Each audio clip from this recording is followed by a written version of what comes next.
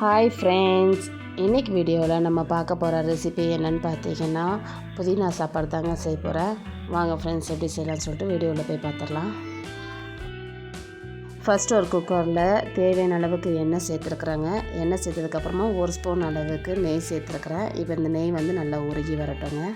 உருகினதுக்கப்புறமா நம்ம ஹோல் மசாலா சேர்த்துக்கலாம். ஒரு பிரிஞ்சி இலை, 3 பட்டை, கிராம்பு 3, ஒரு ஏலக்காய், ஒரு நட்சத்திர சோம்பு, ஒரு மராட்டி மூக்கு இதெல்லாம் சேர்த்துருக்குறேங்க. சேர்த்துட்டு 3 பெரிய வெங்காயத்தை அரிஞ்சு எடுத்து வச்சுருக்கிறேன். இப்போ இது சேர்த்துட்டு நல்லா வதக்கி விட்டுறலாங்க.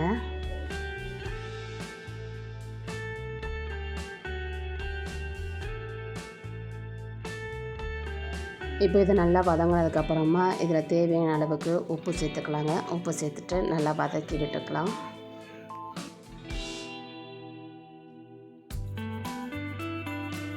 இப்போ இந்த வெங்காயம் நல்லா வதங்கிடுச்சுங்க. இப்போ இது கூட தக்காளி சேர்த்துக்கலாம். மீடியம் சைஸ் தக்காளி 2 எடுத்துருக்குறாங்க. அதை வெட்டிட்டு நம்ம சேர்த்துட்டு நல்லா வதக்கி விட்டுடலாங்க.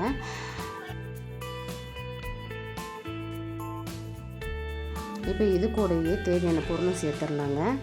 ஒரு உருளைக்கிழங்க தோல் சீவிட்டு சின்ன சின்னதாக கட் பண்ணி வச்சுருக்குறேன், அதை சேர்த்துக்கலாம்.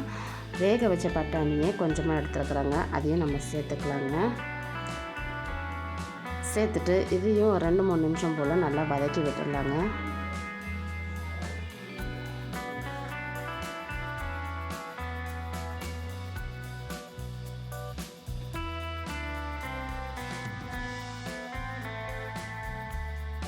இது நல்லா வதங்கிட்டு இருக்க சமயத்தில் நம்ம ஒரு பேஸ்ட் ரெடி பண்ணி எடுத்துகிட்டு வந்துடலாங்க.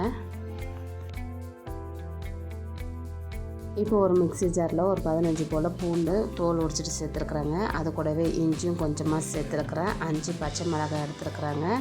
இது கூடவே கொஞ்சமாக கொத்தமல்லி தழை எடுத்துருக்குறேன், அதையும் சேர்த்துட்டு ஒரு கைப்பிடி அளவுக்கு புதினா எடுத்துருக்குறாங்க, அதையும் சேர்த்துக்கலாம். இப்போ இதை அரைச்சிட்டு நம்ம இதை கூட சேர்த்துக்கலாங்க. சேர்த்துட்டு இப்போ 1/4 ஸ்பூன் அளவுக்கு மஞ்சள் தூள் சேர்த்துருக்குறாங்க.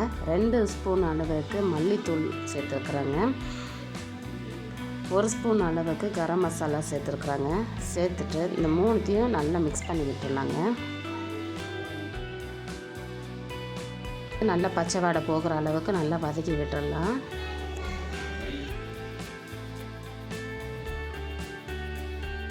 இப்போ இந்த மசாலா நல்லா வதங்கி வந்திருக்குது. இப்போ இது கூடவே நம்ம தேவையான அளவுக்கு தண்ணி சேர்த்துக்கலாங்க.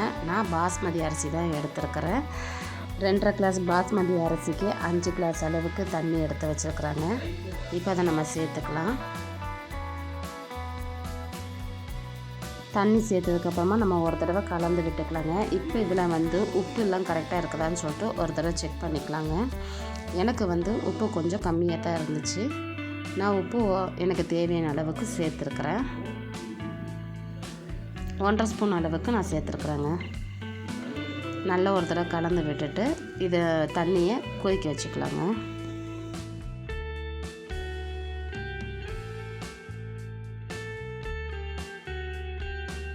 இப்போ பாருங்கள், தண்ணி நல்லாவே கொதித்து வந்துருச்சு.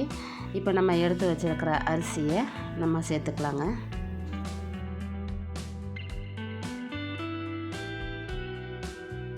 அரிசி சேர்த்துட்டு நல்லா ஒரு தடவை கலந்து விட்டுக்கலாங்க.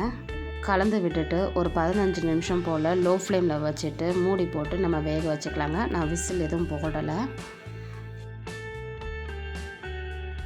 இப்போ 15 நிமிஷம் கழிச்சதுக்கப்புறம் நம்ம ஓப்பன் பண்ணி பார்த்ததுக்கப்புறமா அரிசி நல்லா வெந்து வந்திருக்கு. ஒன்றோட ஒன்று ஒட்டாமல் நல்லா உதிரியாகவும் வந்திருக்கு பாருங்கள்.